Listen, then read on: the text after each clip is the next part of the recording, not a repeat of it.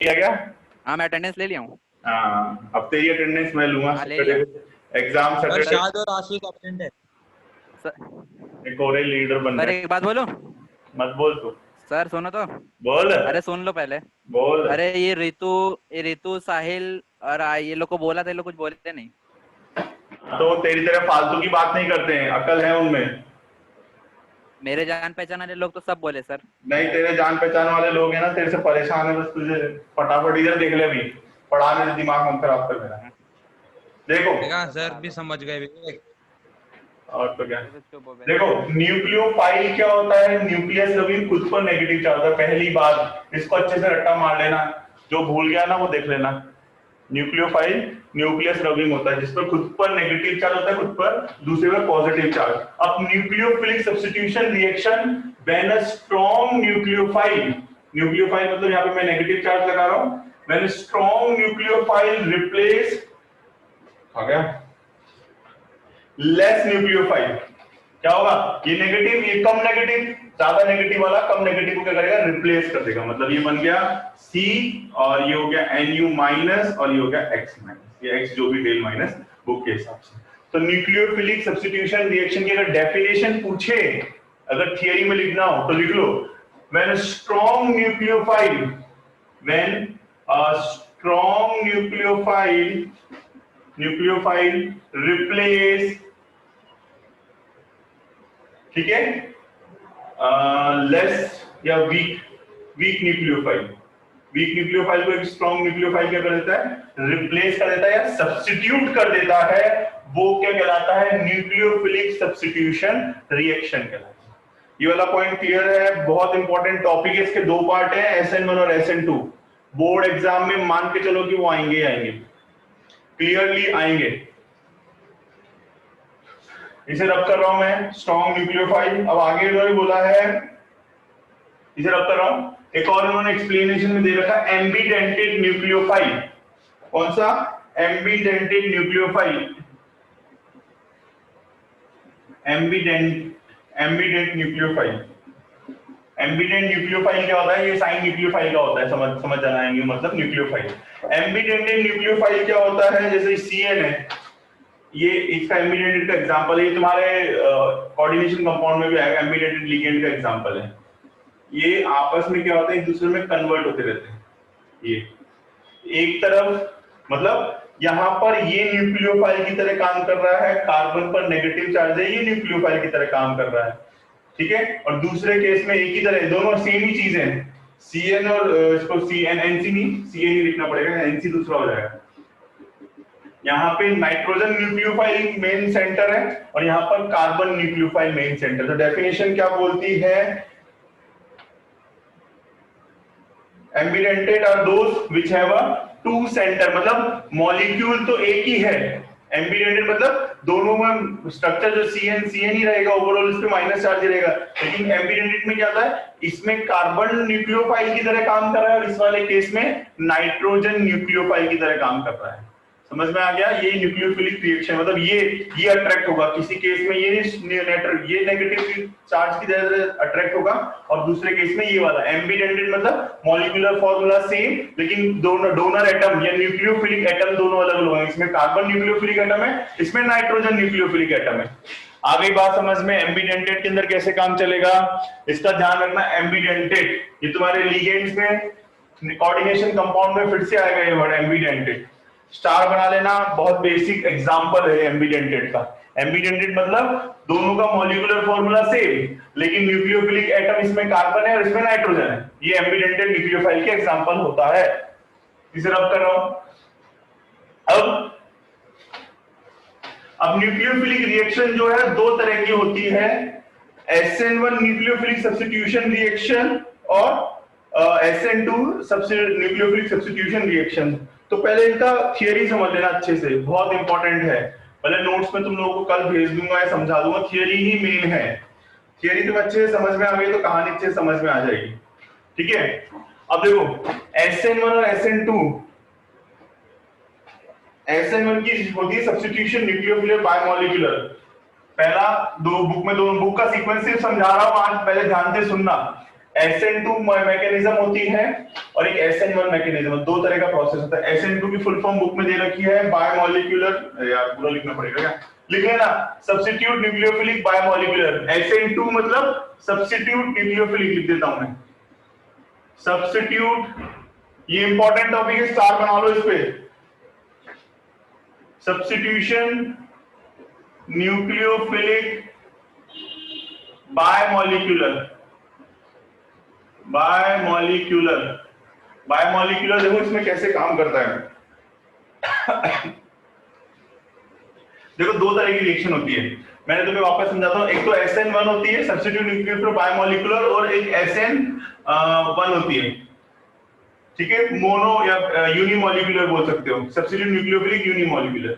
अब दोनों को एक साथ पहले एक एग्जांपल लेके समझा रहा हूं, ठीक है। न्यूक्लियोफिलिक रिएक्शन में क्या होता है, सपोज एक कोई भी एग्जांपल ले लिया, इस तरीके से हाइड्रोजन हाइड्रोजन हाइड्रोजन और यहाँ पे एक Cl या कोई भी X अटैच है और यहाँ पे एक OH रिप्लेस कर रहा है। बुक का एग्जांपल नहीं, मैं ओन वर्ड्स में समझा रहा हूँ, मुझे बुक का भी बुक से मैच भी हो रहा है वैसे तो, लेकिन इसमें क्या होगा, इसमें क्या होता है, अब ये न्यूक्लियोफाइल है, न्यूक्लियोफाइल क्या करेगा, कहां पे अटैक करेगा न्यूक्लियोफाइल, एक चीज बताओ ना, अपन ने देखा था ना केमिकल काइनेटिक्स में, मैकेनिज्म ऑफ लास्ट टॉपिक था, जिनको मैंने केमिकल काइनेटिक्स पढ़ा, तो मैकेनिज्म में मैंने एक उसमें बताया था कि एक में प्रोडक्ट अपन ने पढ़ा था प्रॉपर ओरिएंटेशन और इम्प्रॉपर ओरिएंटेशन। तो ये अगर ये नेगेटिव है, इस साइड से अटैक नहीं करता, ये नेगेटिव क्या करता है, हमेशा अपोजिट साइड से अटैक करता है। नेगेटिव क्या करता है, पहले अपोजिट साइड से अटैक करता है, पहले ये अपन ने पढ़ा है, मैंने तुम्हें बोला था बाद में आएगा, जिनको याद नहीं है कोई बात नहीं, और तो क्या, ठीक है, ये बाद में आएगा, तो ये बाद में आ गया है। पहला देखो इसमें रिएक्शन कैसे होता है, ये जैसे जैसे मॉलिक्यूल के ऐसे बुक में दिखा रखा है OH- C, और ये H तो रहेंगे अपनी जगह जहां रहेंगे, और ये होता है X-, ठीक है। इसमें क्या होगा, ये मॉलिक्यूल जैसे जैसे पास आएगा वैसे वैसे ये वीक पड़ता जाएगा। Your internet connection is unstable. Sir आप क्या बोले, कुछ समझ में नहीं आया। अरे यार रुक जा, सर आप क्या बोले, कुछ सुने नहीं हम। तुम मत सुन। Sir let's end this class.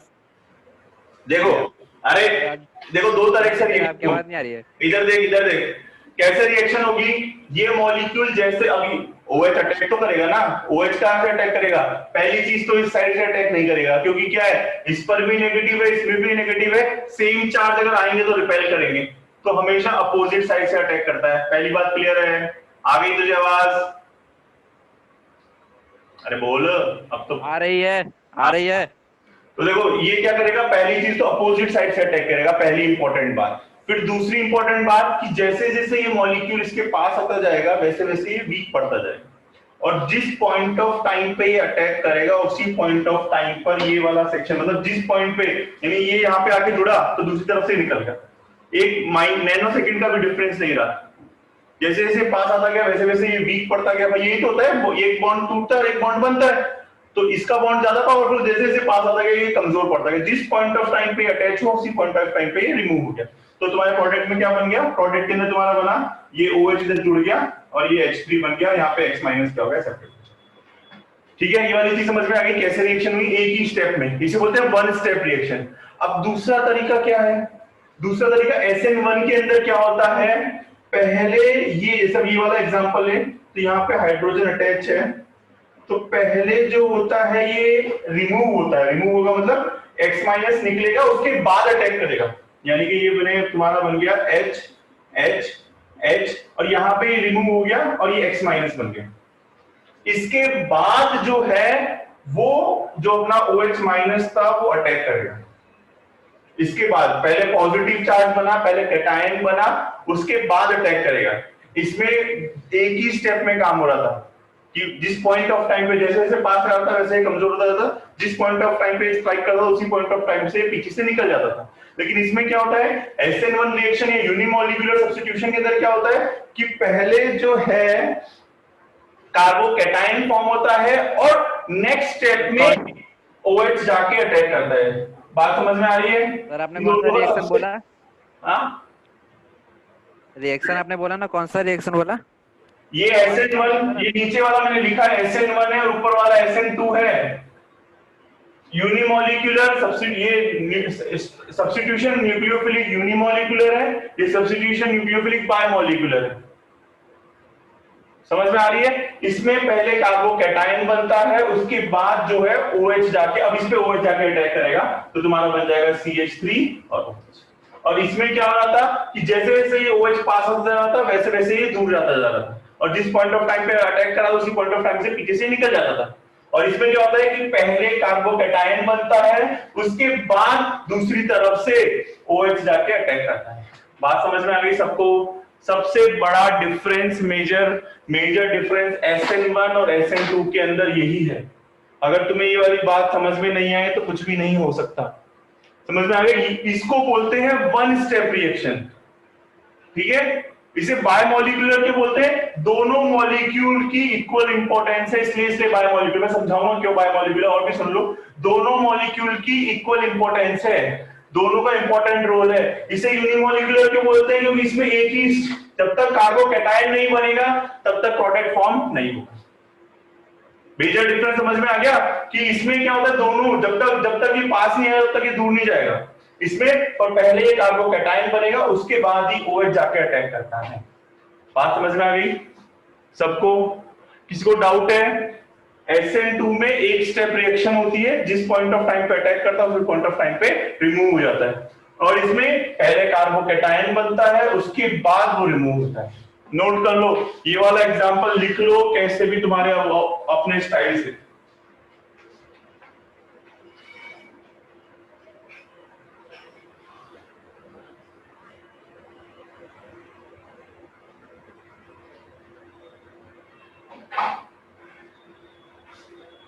लिख लिया? ये वाली बात समझ में आना बहुत जरूरी है, वरना ये चैप्टर में कुछ भी समझ में नहीं आएगा। किसी को डाउट तो अभी बोल दो। अर्पित, ईशा, मनीषा, जो भी है। मनीषा ये क्या? मनीषा तो आई नहीं भाई, वेरी गुड। जनता सरकार ही अंधी है, ठीक है? तो ये बात, किसी को डाउट है तो बोलो, वो बोलो जिसको डाउट है। किसी को डाउट नहीं है, कोई नहीं बोला इसका मतलब डाउट नहीं है। फिर मैं पूछूंगा, याद रखना ये वाली चीज। इन दोनों रिएक्शन का पहला डिफरेंस मैं लिखवा भी दूंगा तुम्हें कल नोट्स में अच्छे से, या मैं फोटो भेज दूंगा, लेकिन पहला पॉइंट आई होप सबको समझ में आ गया होगा। दूसरा इंपॉर्टेंट जो है इसका, जो इसमें बुक में डिफरेंसेस, एग्जाम में सबसे मेजर क्वेश्चन क्या आता है SN1 और SN2 में, जो है प्रोडक्ट में क्या डिफरेंस होता है, यानी कि इनके डिफरेंसेस या डिस्टिंग्विश बिटवीन SN1 और SN2 पूछ लेते हैं। सबसे पहला तुम्हें मैंने समझा दिया है, ठीक है? अब देखो इसमें देखो दो चार डिफरेंस में तुम्हें सिर्फ समझा रहा हूँ, रिटर्न या तो मैं कल लिखवा दूंगा नोट्स बोर्ड पे, तुम कहोगे तो, या फिर मैं नोट्स भेज दूंगा, कुछ भी कर लूंगा, पर अभी सिर्फ सुन लो। पहला पॉइंट कि हमेशा अपोजिट साइड से अटैक करता है। अच्छा, इसमें जो रेट जो है, अब देखो इसमें देखो रेट जो है, इसे बोलते हैं न्यूक्लियोफाइल और इसे बोलते हैं सबस्ट्रेट। सबस्ट्रेट मतलब जिसपे अटैक हो रहा है, जैसे अपन बोलते हैं ना पेशेंट, जिसका इलाज हो रहा है पेशेंट बोलते हैं, डॉक्टर होता है, दो रोल होते हैं, वैसे ही एक न्यूक्लियोफाइल है और इसमें सबस्ट्रेट। तो रेट ऑफ रिएक्शन जो है दोनों पे डिपेंड करती है। दोनों पे क्यों डिपेंड करती है? दोनों का इक्वल रोल है। जब तक ये होगा नहीं तब तक ये पास नहीं आएगा, जब तक ये पास नहीं है तब तक ये अलग नहीं होगा। तो इसमें रेट जो है वो दोनों पे डिपेंड करती है। मैं सिर्फ समझा रहा हूं, कल पॉइंट्स लिखवा दूंगा अच्छे से। सबस्ट्रेट और न्यूक्लियोफाइल दोनों पे डिपेंड करती है रेट। रेट मतलब स्पीड, दोनों का इक्वल इंपॉर्टेंस है, इसलिए इसे बायमोलिक्यूलर बोलते हैं। बायमोलिक्यूलर क्यों बोलते हैं? क्योंकि दोनों मॉलिक्यूल की इक्वल इंपॉर्टेंस है। समझ में आ गई बात? और इसमें सिर्फ रेट जो है, अपन ने रेट लो पढ़ा था ना, ये रेट लो के अकॉर्डिंग बता रहा हूं मैं। इसमें रेट जो है सिर्फ सबस्ट्रेट पे डिपेंड करती है, न्यूक्लियोफाइल पे डिपेंड नहीं करती। क्यों डिपेंड नहीं करती? क्योंकि जब तक ये कार्बोकैटायन नहीं बनेगा तब तक प्रोडक्ट फॉर्म नहीं होगा।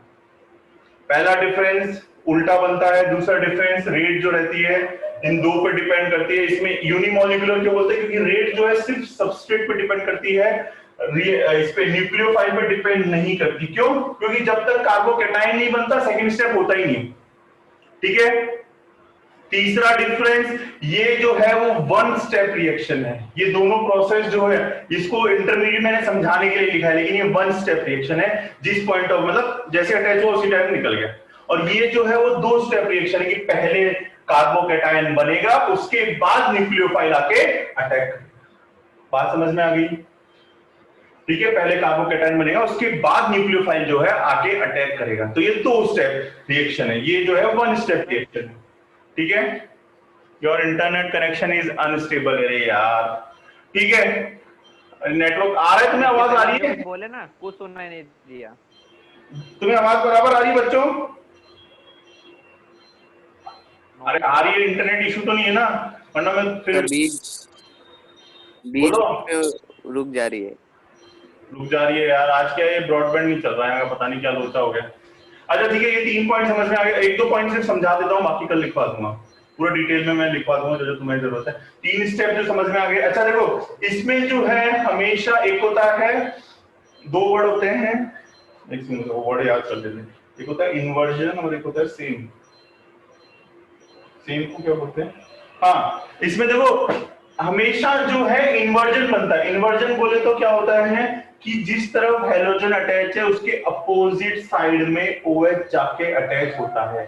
अच्छा, इसमें एक पॉइंट और होता है, इसमें डायरेक्शनल प्रॉपर्टी होती है। डायरेक्शनल प्रॉपर्टी बोले तो क्योंकि इसमें यहां से कभी भी अटैक नहीं होगा, उसके अपोजिट साइड से ही अटैक होगा, क्योंकि एक ही स्टेप में दोनों नेगेटिव पास होंगे। तो यहां से क्यों नहीं होगा? क्योंकि दोनों सेम चार्ज से रिपेल कर जाएंगे, सीधा सा गणित है।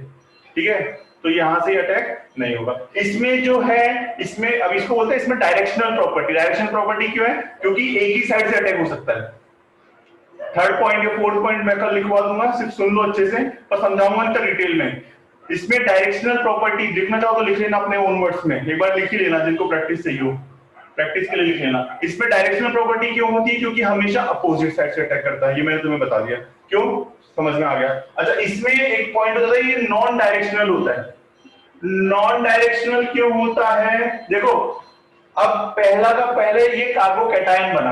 अब कार्बोकैटायन बनने का मतलब क्या है? पूरा का पूरा पॉजिटिव चार्ज है, नॉन डायरेक्शनल। अब इसके पर OH जो है कहीं से भी अटैक कर सकता है, यहां से भी कर सकता है, यहां से भी कर सकता है, पूरा का पूरा स्पेयर फॉर्म में है। स्पेयर में जो नेगेटिव है, न्यूक्लियोफाइल है, वो कहीं से भी अटैक कर सकता है। बात समझ में आ गई? ये जो होता है डायरेक्शनल होता है, और इसमें जो होता है, ये जो होता है वो नॉन डायरेक्शनल होता है। ठीक है, तो मैंने 4 पॉइंट बता दिए तुम लोगों को। सब्स्टिट्यूशन आपको हमेशा एक स्टेप में होती है, 2 स्टेप में होती है, अपोजिट से अटैक करता है, ये कहीं से भी अटैक कर सकता है। ये जो होती है 2 पे डिपेंड करती है, सबस्ट्रेट और न्यूक्लियोफाइल पे डिपेंड करती है। ये सिर्फ सबस्ट्रेट पे डिपेंड करती है। सबस्ट्रेट मतलब जब तक कि न्यूक्लियोफाइल सबस्ट्रेट पॉजिटिव चार्ज नहीं रहे तब तक कहानी आगे नहीं बढ़ी। तो ये 4 बेसिक फंडामेंटल पॉइंट्स मैंने तुम्हें समझा दिए हैं। और आज नेटवर्क इशू है, वरना मैं इस चैप्टर को टॉपिक को कंटिन्यू, कल मैं इसके नोट्स दिखा के इसको वाइंड अप कर दूंगा।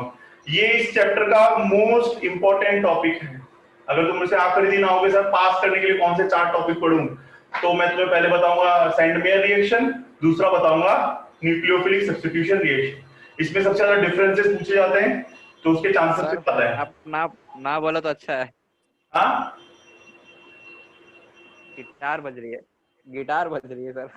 ठीक है, तो ये आज का लिए बहुत है, इसको अच्छे से नोट कर लेना। ये इंपॉर्टेंट टॉपिक है, very most important topic of this chapter. Thank you, आज का लेक्चर एंड करते हैं।